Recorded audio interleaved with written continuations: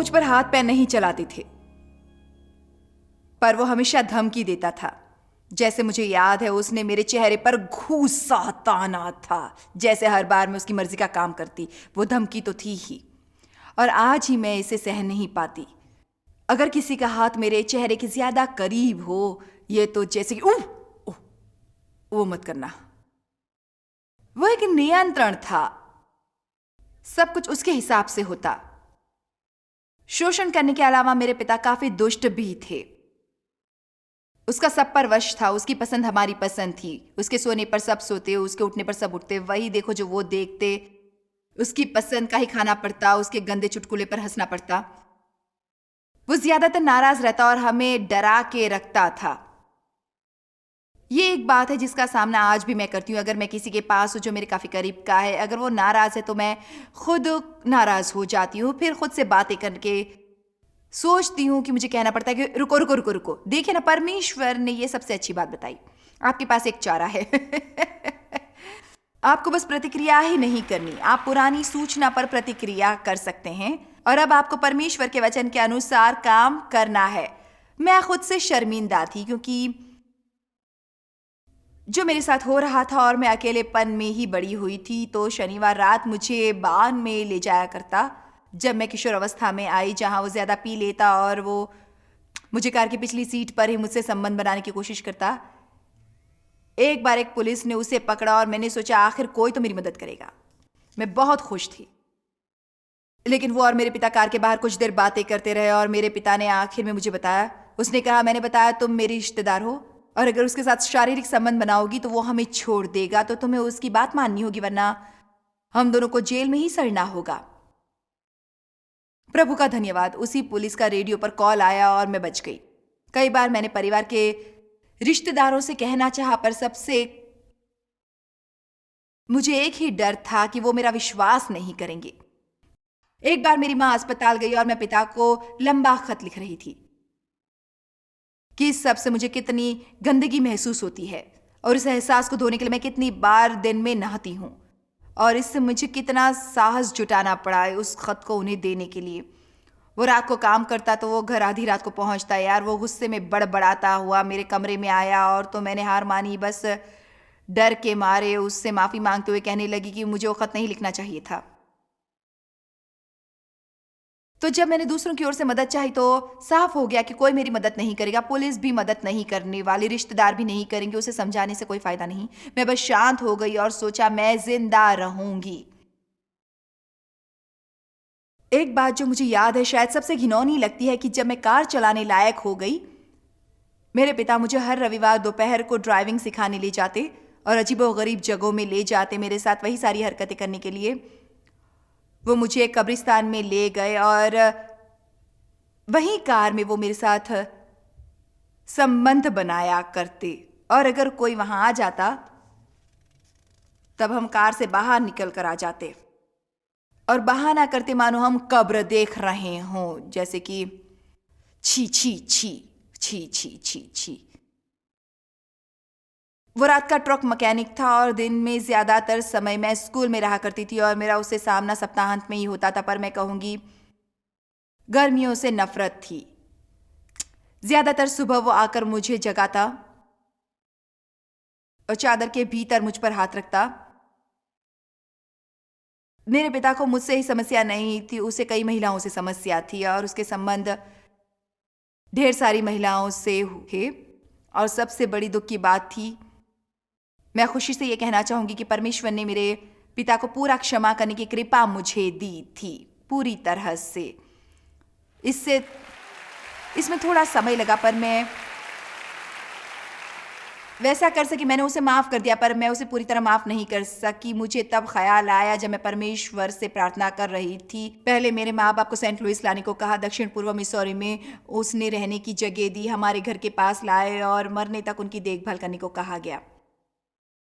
मतलब पहले तो मैंने टाल दिया, ये परमेश्वर नहीं हो सकते। कोई प्रेमी भला परमेश्वर मुझसे ऐसा करने को कहेगा?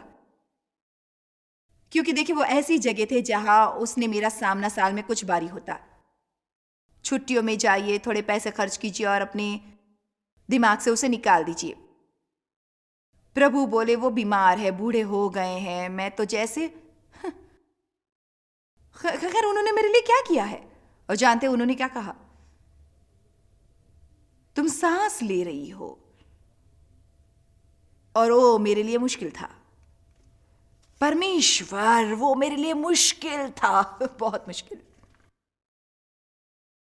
पर मैं तब तक मुझे काफी अनुभव हो चुका था परमेश्वर और मेरे बीच, और मैं ये भी जान गई थी कि परमेश्वर ऐसा कुछ नहीं करेंगे जिससे कि मुझे बुरा लगे। मैं चाहती हूं कि याद रखें, परमेश्वर वो करने को नहीं कहेंगे जिससे आपका फायदा ना हो रहा हो।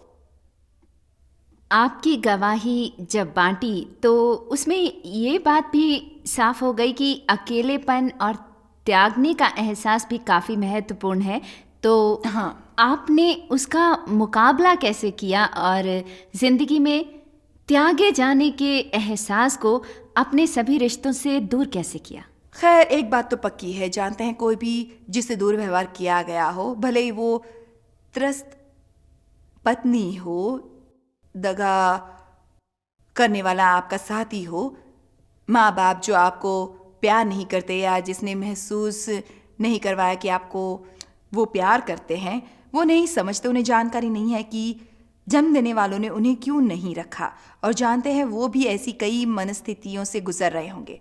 और परमेश्वर से रिश्ते के बारे में खूबसूरत बात यह है कि वो सभी सुविधाओं के परमेश्वर हैं, और इसीलिए वो आपके दिमाग के परे की अलौकिक चीज़ हैं। जब आप परमेश्वर से रिश्ता बांधते हैं, वो आपकी ज़िंदगी में राहत देते हैं। सबसे महत्वपूर्ण है अपने दिमाग को नया बनाना, मतलब आप करते हैं, परमेश्वर भले ही आपके लिए जो भी करना चाहें, आपको अलग तरह से सोचना सीखना है। और मैं चाहूँगी कि आप ये बात समझ जाएं, परमेश्वर भले ही आपके लिए कुछ भी करना चाहें, आपको अलग तरह से सोचना सीखना होगा। रोमियो 12:1-2 में ये दिया गया है कि लेकिन परमेश्वर के वचन से मन के नए हो जाने पर चाल चलन भी बदलता जाए, जिससे तुम परमेश्वर की भली भांति और सिद्ध इच्छा अनुभव से मालूम करते रहो। इसीलिए वो सारी भावनाएं बदल जाएंगी जैसे ही आप वचन का अभ्यास करने लगेंगे।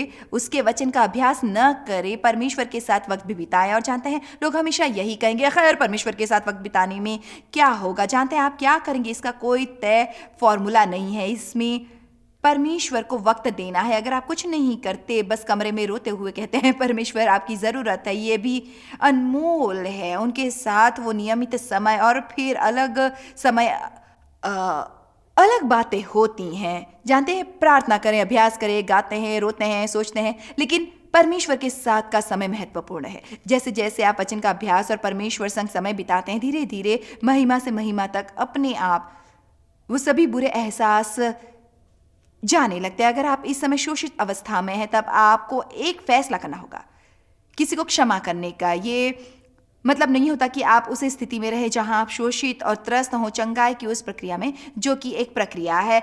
उनसे भी गलत एहसास को रोकना, देर या सवेर में परमेश्वर आपको उस मोड़ पर खड़ा कर देंगे जहां चोट पहुंचाने वाले लोगों को आप क्षमा करने की ज़रूरत समझेंगे।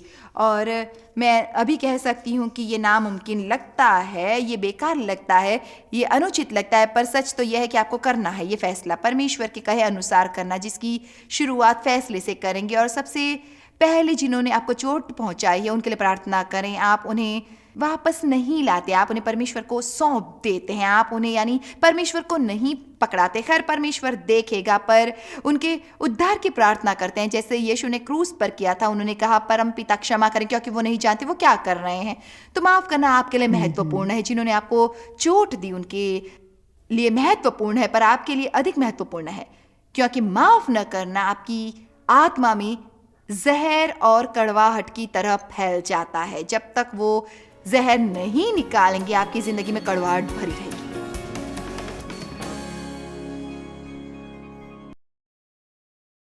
जब हम मेरे माँ बाप को सेंट लुइस में बसाने लाए, तो उनके लिए एक घर खरीदा जिसमें हमारी सारी बचत खत्म हो गई। उनके लिए कार लेनी पड़ी, उनकी कार पुरानी थी, उनको फर्नीचर भी चाहिए था। हर हफ्ते उनका सामान लाने किसी को भेजना पड़ता था, हर बार कुछ मरम्मत करनी पड़ती थी, हमें करना ही था।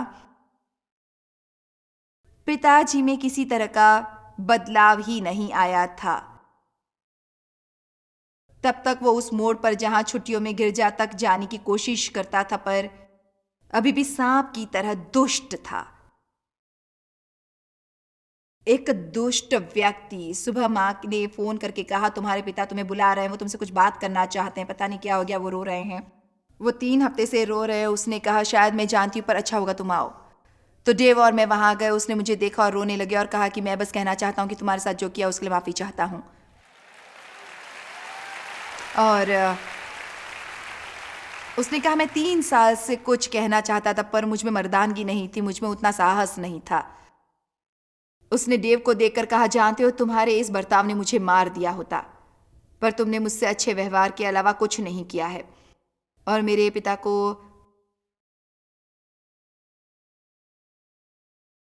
उसी दिन यीशु मिल गए। 10 दिन बाद हमने बपतिस्मा कराया उनका। आमीन। और वो कुछ 3 साल पहले मरे, पर मतलब वो एकदम बदल चुके थे। मतलब वो एक सचमुच प्यारे बूढ़े बन चुके थे। मैं उनके गाल बिना डरे चूम सकती थी। तो वो नर्क के लिए एक तमाचा था। इसमें परमेश्वर का क्या हाथ था? 1 मिनट उसकी भी बात करते हैं। 9 साल की उम्र में मेरे नए सिरे से जन्म लेने के बाद मैं दरअसल दक्षिण पूर्व के रिश्तेदारों के वहां गई थी। मैं वहीं पर छिपकर गिरजा में गई और मेरे पिता वैसे भी पीने निकल पड़ते और वहां पर कुछ शनिवार रात की सेवा वगैरह थी। पता नहीं मुझे कैसे बचाया जाएगा, मैं समझ नहीं पा रही थी। मतलब मेरे माँ बाप ने मुझे एक स्कूल में पड़ोसियों के साथ भेजा कुछ बार बचपन में, और मैंने परमेश्वर की कुछ जानकारी सुनी। सोचती हूँ कि मजाक लगेगा, पर रात में मैंने गिरजा जाने की योजना बनाई और मैंने बचाए जाने की योजना बनाई। यही मेरा उद्देश्य था। मैं अपनी 2 बहनों को अपने साथ लेकर गई और कहा हम सभी आज गिरजा जाएंगे और हम सभी बचेंगे। तो शायद तब मुझ में नन्हा उपदेशक था और पादरी ने उस रात वेदी पर नहीं बुलाया तो मैं बहुत निराश हो गई, पर शायद मुझ में तब भी हिम्मत थी। मैंने दोनों बहनों का हाथ थामा और उसके सामने गई और देखते हुए आंसू चेहरे पर बह रहे थे और कहा हमें बचा सकते हैं। और याद है उसने उद्धार की प्रार्थना कही। उन्हें बुरा लगा कि उन्होंने वेदी पर किसी को नहीं बुलाया। उसने हमारे साथ उद्धार की प्रार्थना की। मैं सचमुच उस वक्त जान गई कि मेरे सारे पाप धुल गए हैं। लगा जैसे एक नदी बह गई हो। कोई जरूरी नहीं कि महसूस करे, पर मैंने किया। फिर भी मैं तो अनजान थी, पढ़ी नहीं थी, बोल नहीं रही थी, और मैं उसे भूलूंगी नहीं। अगले दिन मैंने लुका छिपी के खेल में चालाकी की। आपका सर व्हाइट हाउस में रखा, मेरी दादी के व्हाइट हाउस में, और जब मेरी बहनें छिप गईं तब मैं झांकने का लालच नहीं छोड़ पाई। और शैतान ऐसा ही होता है। उसी समय उसने मुझसे कहा तुमने अपना उद्धार खो दिया, और मैंने मान लिया था। मैं बाप के मरने की प्रार्थना करती थी, वैसा नहीं हुआ। मैंने माँ को उसे छोड़ने की प्रार्थना की, वैसा भी नहीं हुआ। मेरा पीछा छोड़ा नहीं किसी ने। परमेश्वर ने मेरी मदद क्यों नहीं की? मैंने प्रार्थना की, मैंने उनसे पूछा। खैर जानते हैं क्या, मेरे पास वो सभी जवाब नहीं थे, पर विश्वास था। इसलिए पिछली रात वो वचन आपसे बांटा। विश्वास से आप समझेंगे कि ये दुनिया कैसे बनी। जानते हैं क्या है, मैं आपको समझा नहीं पाऊंगी, पर जानती हूं कि परमेश्वर ने मुझे उसमें से नहीं निकाला, पर उससे गुजरने की शक्ति मुझे जरूर दी। और सुनिए, मुझे याद है जब मैं किशोरी थी, रात को बिस्तर पर लेटकर, जो मेरी पसंद का वक्त था, मेरे पिता काम पर होते, खामोशी में बिस्तर पर लेटे रहना। और बचपन में मैं तब प्रार्थना करती और सोचने लगती किसी दिन मैं कुछ महान करूंगी, किसी दिन मैं कुछ महान करूंगी। मुझे विश्वास है कि परमेश्वर महानता का बीज सब में रखता है। मुझे विश्वास है कि आपकी कल्पना में भी अधिक क्षमताएं आपके भीतर हैं, पर शैतान हमें मिटाना चाहता है, हमें छोटा करना चाहता है, लोगों के दुर्व्यवहार से हमें तुच्छ बनाना चाहता है। पर मैं आज आपको बताना चाहूंगी कि भले ही मुझे शोषित और त्यागा गया और कोई मेरी मदद नहीं कर रहा था, इसका कभी अंत नहीं होगा। उसकी कोई इच्छा नहीं थी। उसके बीच में परमेश्वर की योजना थी। परमेश्वर की योजना थी। और मैं आपको समझा नहीं सकती तो मुझसे पूछिएगा अभी मत, पर सालों से मैंने कहा सचमुच काश मेरा शोषण नहीं किया गया होता, लेकिन परमेश्वर ने उबरने में मदद की। और 3 साल पहले मैंने ये कहा, पर सचमुच चाहती हूं कि मेरा शोषण ना हुआ होता, और परमेश्वर ने रोका। कहा ये कहना रोक दो। फिर मैंने उसके बारे में सोचा और सोचती रही, और सुनने में अजीब लगेगा पर खुशी है कि वैसा हुआ। जानते हैं क्यों? क्योंकि अब मैं बेहतर व्यक्ति हूं जैसा कि मैं पहले थी। पर मैं जानती हूं कि परमेश्वर ने छुटकारा दिलाया, और शैतान के नुकसान को लेकर उसने उसे भी भलाई में बदल कर दिखाया, और अब मैं बेहतर व्यक्ति हूँ पहले से ज्यादा। अगर वैसा नहीं हुआ होता, आप भी हो सकते हैं। मैं ताकतवर हूँ, परमेश्वर को जान चुकी हूँ, लोगों का दर्द समझती हूँ, और मेरा विश्वास है कि इसी ने मुझे आप तक खींचा है, आपके दर्द और आपकी जरूरत में, और उसी लगन से आपको ये बताने परमेश्वर जीवित हैं। उन्हें तुमसे प्रेम है, तुम्हारी जिंदगी के लिए अच्छी योजना उनके पास है, और इस पर शक मत कीजिएगा, कभी शक मत कीजिएगा। आप उबर सकते हैं। जो उबरा है उसे देख रहे हैं। आमीन। उबरने का सबूत आपकी आंखों के सामने है। ऐसा कोई गहरा गड्ढा नहीं जिसमें उतर कर वो आपको निकाल नहीं सकता। वो आपका पैर चट्टान पर जमा देगा, वो आपका आश्चर्यजनक जीवन देगा, वो आपको राख के बदले सुंदरता, सुबह खुशी का तेल देगा, आत्मा के भारीपन के लिए प्रशंसा का वस्त्र देगा, वो आपको धार्मिकता का वृक्ष बनाएगा, प्रभु का बोया हुआ कि उसकी महिमा हो, और वो 2 गुना आशीष देगा तुम्हारे बीते कष्टों के लिए। चलिए भी परमेश्वर की स्तुति करें।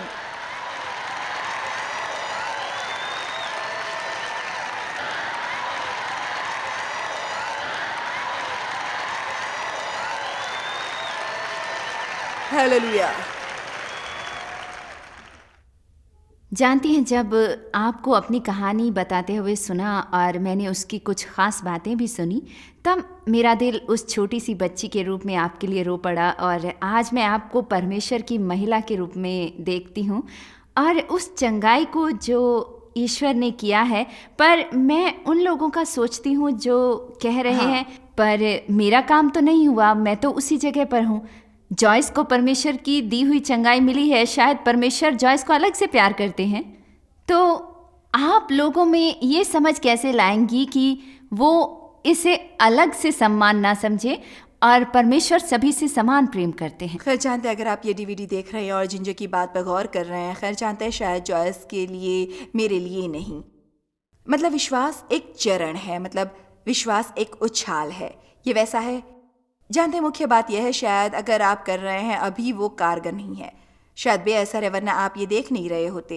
विश्वास से क्यों नहीं उछलते और कहे जानते हैं क्या, मुझे विश्वास है कि परमेश्वर मेरे लिए करेंगे, और मुझे विश्वास है कि परमेश्वर मेरे लिए करेंगे, और मैं उम्मीद रखूंगा, मैं यकीन रखूंगा, मैं ये चाहूँगा कि मेरी ज़िंदगी में कुछ आश्चर्यजनक होगा। और जानती हैं, जो कुछ आप कर सकती हैं, भले ही आप अभी नहीं कह पाए कि आपको 100% विश्वास है, परमेश्वर के साथ झूठा होने की ज़रूरत नहीं। जानती है, अपने नन्हे से विश्वास को लें, परमेश्वर से कहें जानते हैं मुझे विश्वास है कि आप हैं, विश्वास है कि लोगों की परवाह है, प्रेम को समझने में कठिनाई हो रही है, मेरा अविश्वास है, मेरी मदद करें, पर कुछ तो करें।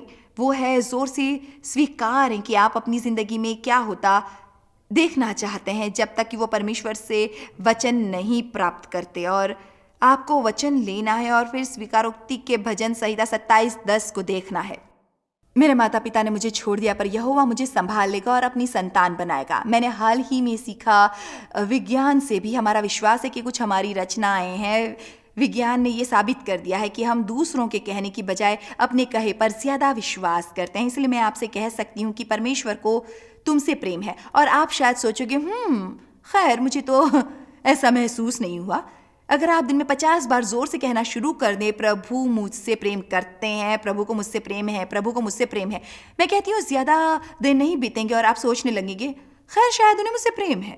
और जानते हैं, मैंने इसी एक सिद्धांत को अपने जीवन में लगाया और इसका चंगाई से काफ़ी गहरा संबंध है जिसे परमेश्वर में ज़िंदगी में लाए हैं, क्योंकि पवित्र पुस्तक सफाई से कहती है कि आपको ज़रूरत है उन चीज़ों को बुलाओ जो जैसी हैं वैसी दिखती नहीं हैं। और जैसा आप जानते हैं या कोई भी जो मेरी शिक्षा से पाता है, यही मेरा शिक्षा का केंद्रीय विषय है कि आपको उसे बोलना शुरू करना है और उसकी स्वीकारोक्ति करनी है और परमेश्वर से सहमति बनानी है। क्योंकि कई सालों से मैं बहुत दुश्मनों से झेल रही थी और मैं गिरजा जाती थी, मैं कुछ ऐसा कहा करती, मैं कभी कुछ नहीं देख पाऊंगी, मेरी जिंदगी इसी तरह बिगड़ी रहेगी। काश अगर मेरा शोषण नहीं हुआ होता। जानते हैं, खुद पर तरस खाना आप ऐसी जगह पर पहुंचकर कहते हैं, जानते हैं क्या, जो मेरे साथ हुआ उसका मैं कुछ नहीं कर सकती। मैं हर समय कहती हूँ, जानते हैं क्या, मेरी जिंदगी की शुरुआत अच्छी नहीं रही पर अंत अच्छा है। और आप सभी के साथ ही हो सकता है। आपने जहां से शुरुआत की है, आज इसी वक्त आपके बदलाव का दिन आ गया है, जहां कह सके मैं विश्वास से उछलूंगी और यकीन करूंगी अगर मैं परमेश्वर को देखती हूँ किसी के लिए कुछ अच्छा करते हुए तो मेरे लिए भी होगा।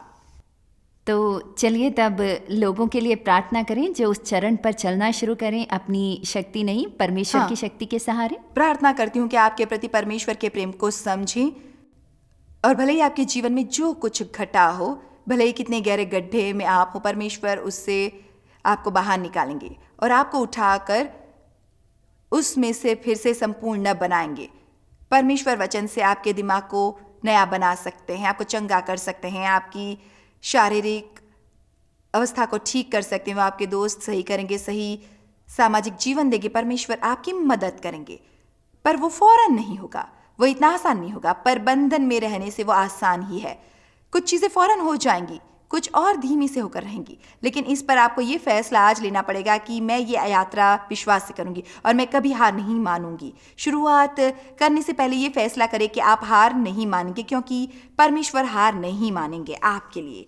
अगर आप निष्ठावान हैं और पूरी तरह मुक्ति और चंगाई को जीवन में चाहते हैं, तब मैं चाहूंगी कि आप प्रार्थना में मुझसे सहमत रहें। मुझे विश्वास है कि इससे जीवन में एक नई यात्रा की शुरुआत होगी और मैं जोड़ूंगी कि आप में से कुछ दर्शकों ने शायद यीशु को अपना उद्धारकर्ता नहीं माना है, तो जिन्होंने यीशु को जीवन में नहीं बुलाया उनके लिए मैं छोटी पर शक्तिशाली मुक्ति की प्रार्थना करूंगी। यानी मैं एक प्रार्थना करूंगी और आप उसे मेरे बाद दोहराएंगे और आप यीशु को अपने जीवन में आने की दावत देंगे। फिर आपकी पूर्ण चंगाई शुरू हो जाएगी। हम प्रार्थना करने वाले हैं, तो चलिए मिलकर प्रार्थना करें। मैं छोटी सी प्रार्थना करती हूँ। पिता परमेश्वर, आपसे प्रेम है, यीशु आप पर विश्वास है, आपकी जरूरत है यीशु। विश्वास है कि आप क्रूस पर मेरे लिए मरे। जानती हूं मैं पापी हूं, अपने पाप के लिए खेद है और चाहती हूं आप माफ करें। मेरे पापों की कीमत आपने चुकाई। यीशु, अपने जीवन में आपको पाती हूं और खुद को आपको सौंपती हूं, समर्पित करती हूं। मेरा जीवन आपको देती हूं, जैसी हूं मुझे वैसे ही स्वीकार कीजिए और मुझ पर कार्य करके आप अपनी मर्जी से मुझे बनाइए। मुझे विश्वास है कि मेरे पाप भुला दिए गए, विश्वास है कि मुझे बचा लिया गया। मैं स्वर्ग की राह पर हूं और मैं इस यात्रा का आनंद लूंगी। अब प्रभु, जीवन समर्पित करती हूं कि आप मुझे चंगा करें। मैं पुनः निर्माण और छुटकारे के लिए प्रार्थना करती हूं। जो भी जीवन में मुझसे छूटा है, अपनी जिंदगी में न्याय को चाहती हूं, उन सभी चीजों से जिससे मुझे घाव मिले। अगर मैंने किसी को चोट पहुंचाई तो प्रार्थना करती हूं कि परमेश्वर आप मेरी गलतियों के लिए उसकी भरपाई करें और आप उनको करेंगे।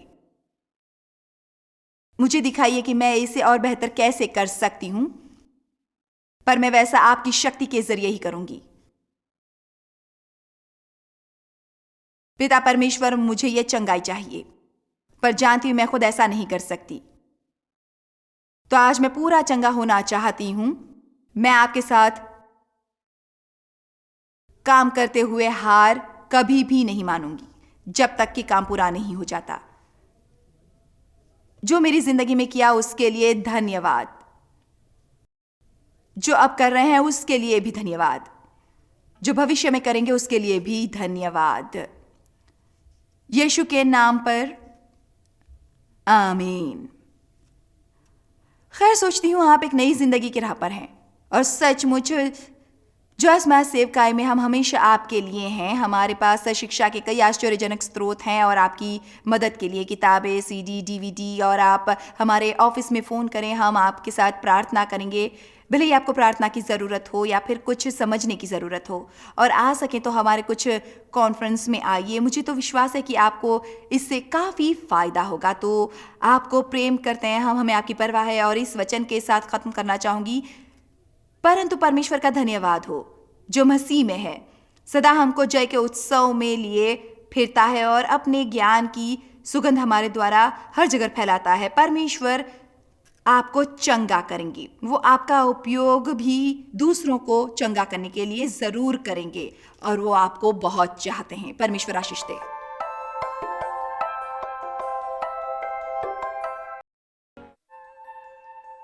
जॉयस मायर मिनिस्ट्रीज में आप हमारे लिए कितने अहम हैं, इसका आपको अंदाजा नहीं। हम आपके आभारी हैं और हम धन्यवाद करते हैं अपने सब मित्रों और सहयोगियों का कि उन्होंने इस विश्वव्यापी सेवकाई को संभव बनाया। मिलकर हम भूखों को खिला रहे हैं, गरीबों को पहना रहे हैं और कई देशों में सुसमाचार पहुंचा रहे हैं। कृपया हमसे संपर्क करें या विजिट करें jmmindia.org पर। आज ही अपनी प्रार्थना के अनुरोध बताने के लिए, हमारे साधनों के बारे में और जानकारी और जॉयस की सभाओं का शेड्यूल जानने के लिए, और हमारे सहयोगी बन जाएं दुनिया भर में मसीह का प्रेम बांटने के लिए। ये कार्यक्रम जॉयस मायर मिनिस्ट्री के मित्रों और पार्टनर्स द्वारा प्रायोजित